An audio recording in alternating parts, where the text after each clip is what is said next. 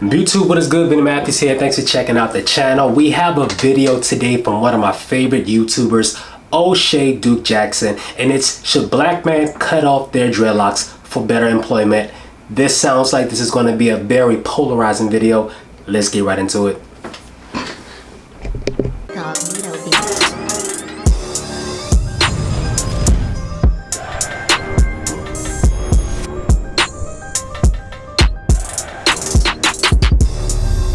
Last night, me and Steve, the dean, did a controversial show, and we were talking about should black men who have dreads or long hair cut their hair to gain employment from the dominant society, white people, right? And Steve has an interesting perspective because he says that if you have dreads or longer hair, you should have to cut your hair if you want to get a job with white people.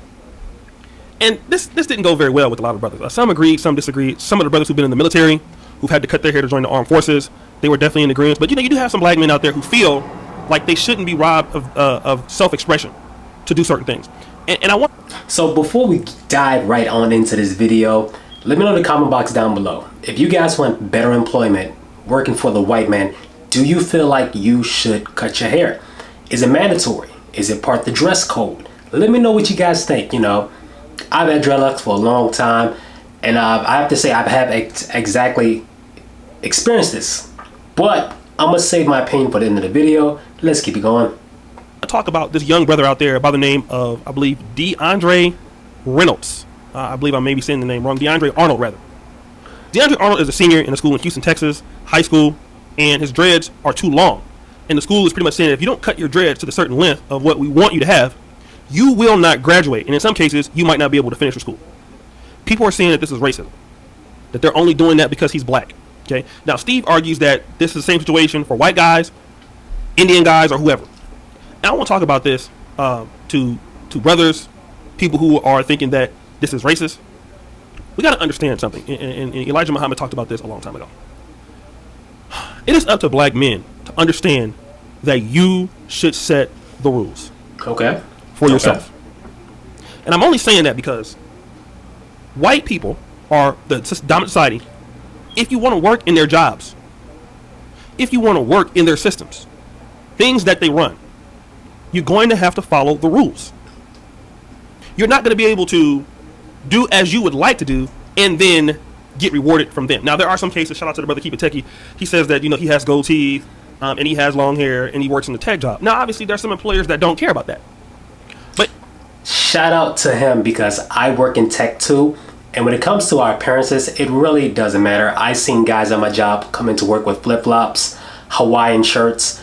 And when it comes to tech, man, they don't really care, man. It's all about what you do in front of the computer. Our face is the computer in itself. Everything that's behind the computer, networking, all that's on the computer. They don't really care how we look like. But to say that it's not racism, I don't know, man. I'm kind of torn in between. I'm kind of 50-50 on that, but let's keep it going. In cases where employers do care about that, we're talking about a lot of the high-level jobs. If you want those high-level jobs, you are going to have to acclimate to what they want. Bottom line, if you want to be there. Because let me tell you this. How many of you brothers have houses? You have certain stuff. People, when they come to your house, they got to follow rules. I know I can't come in your house being disrespectful. I know I can't live in your house doing whatever I want to do. You're going to put me out, right? The same thing with the white man. Or the same thing with white society. When it is their rules, you play by their rules. Either you play or you don't play at all. Fair enough. Now, as fair and as logical as that sounds, he's correct. I'm going to give him that. He's actually correct, and I actually agree with him.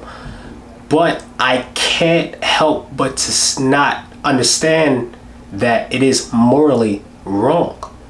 Yes, in the end of the day, if you have your own business, if you are the boss, yes, you create your own rules. But you have to admit that these rules are set there to put restrictions on certain people, depending on whoever the CEO is. And they know exactly what they're doing. Of course, they're going to try to cover up, like, oh man, it's not racism. That's just what I prefer. I totally get that. But in the end of the day, we have a long road of history of systematic racism, social racism. But I do understand both sides of the fence. So I'm not, fully into my opinion yet, but let's keep it going. My question to you is, brothers, When will you understand the need for you to educate yourself, employ other people, provide schooling for your children, so that your kids won't get discriminated because of their hair? All right? Your kid won't be discriminated because his name is DeAndre. See, there is something that brothers have an option to do in this case. And there are always going to be some rules against a brother. You know, like, for example, you're going to either get down or lay down. How do we know this? Even look at some of the, I have a friend that's from Nigeria. I have another friend from Ivory Coast. Their names are names that are from Africa. But when they want to get a job in America, when they want to get a job in the American system, they adopt an American name. One guy's name is like Uche, Udochu, or something like that, right? But his name is Charles. His American, he adopted Charles the name. I see it all the time with Asians.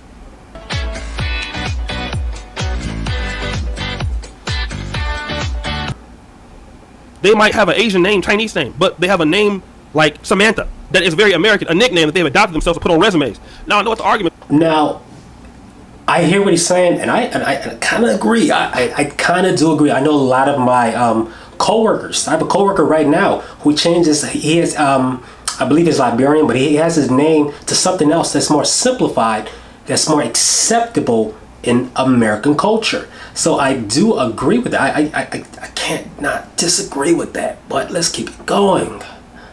Going to be, well, brother, we've been in slavery. We've been here for so long, and these people haven't been long there. And that is true. That is true. But just because it is true doesn't mean that you can be right and still not get what you want. And see, what we got to understand is when you need them for certain situations, you got to play by their rules. And it's okay to play by their rules to get the knowledge that you need. Sometimes you might need to work and be in a good company or move up and get the right connections and then leave. I'll tell you a good story about that. John Paul DeJoria. John Paul DeJoria worked for Reagan Hair Products. And he got fired. Started Paul Mitchell. Started Patron. Now he has $2 billion companies. But he had all the knowledge and all the connections. Now he can do whatever he wants. He can wear his hair however he wants. He can do whatever he needs to do. And see, a lot of brothers got to understand that. A lot of brothers who, if your kids are getting discriminated, that's where you brothers have to really be serious about, all right, I'm going to put my son or daughter in a black center school. Okay, we don't have a black center school. We'll start a black center school. All right? And this is how you actually get more respect as a group of people. We have to start solving these problems that we were having. The young brother, DeAndre Hopkins is talking about don't cut his dreads and all of that. And I agree with Steve in the fact that DeAndre Hopkins is a millionaire. You know, he plays for the Texans, so he can say that. You're a rapper, you're an NFL player, you can do whatever you want. But if you're a normal person, you're trying to move in society, if you don't go by the rules, who's going to give you a job? Look at Colin Kaepernick. So to speak lightly on that, in a sense, like, I've never been in a position where I was offered a job where they gave me the ultimatum, like, all right, we can give you this much money, but you have to cut your hair up. I've never been personally in that position before. Me per se, like I said, I'm in tech, so I don't think I will ever experience that. But for the people who are going to experience that, my question to you is, yeah, though, it is racist. Granted, we live in America. I live in America, so it's built to favor the white man. We live in a more white race dominant country. It is what it is. You can choose to live here, you can choose to not. I choose to live here and I choose to make the best out of it. With that being said, as an employer, are you really going to let your hair hold you back to taking care of your family? But then there's the conversation of integrity. Okay, where's your integrity at? Okay? Don't bow down to the white man, and I get that. So like I said, for me personally, I'm torn in between the two, but I want to know what you guys feel like in the end of the day. Let me know what you guys think, man. Let's keep it going. We only got a little bit to go, but let's keep it going. Is an example of, they gave him a chance at NFL tryout. He didn't want to do it their way. He wanted to do it his way. No, he's not playing. All right?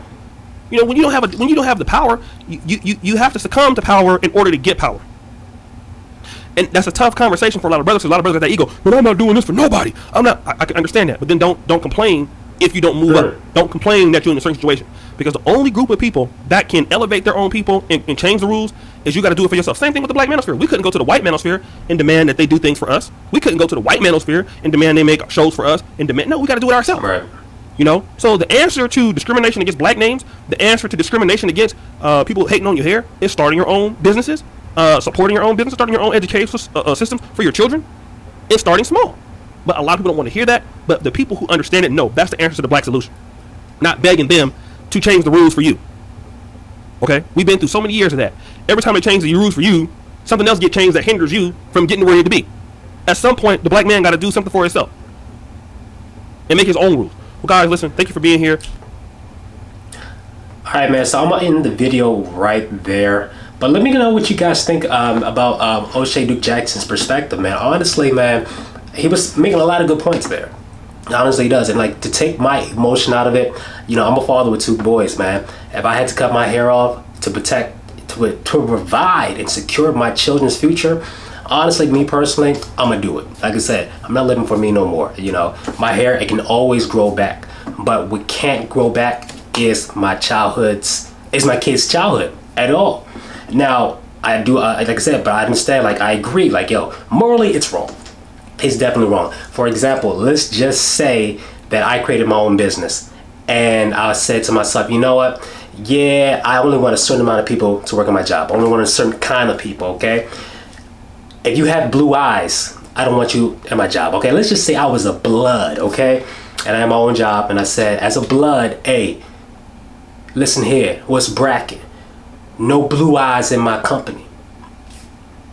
I don't want no blue eyes, and I have the right to say that. And you have the right to be mad, but you also have the right to make your own business and do things the way that you want to. Now, we also have the right to actually come together and start building things by ourselves, Black people. If we don't want to be discriminated when it comes to our hair, we need to do something about it, okay? Instead of coming into, you know, the white-owned America and expecting change. Like you said, like, we can rally, we can do everything and anything that we try to do. Like, we can throw fits, we can do fights, we can do parties, but yo, in the end of the day, man, they're not going to hear us out. So the only thing that we can do is uplift ourselves and uplift our communities and do the best that we can do as far as creating our own opportunities for ourselves. Let me know in the comment box what you guys think. This is Vinny Matthews. Until the next video, guys, I'm out.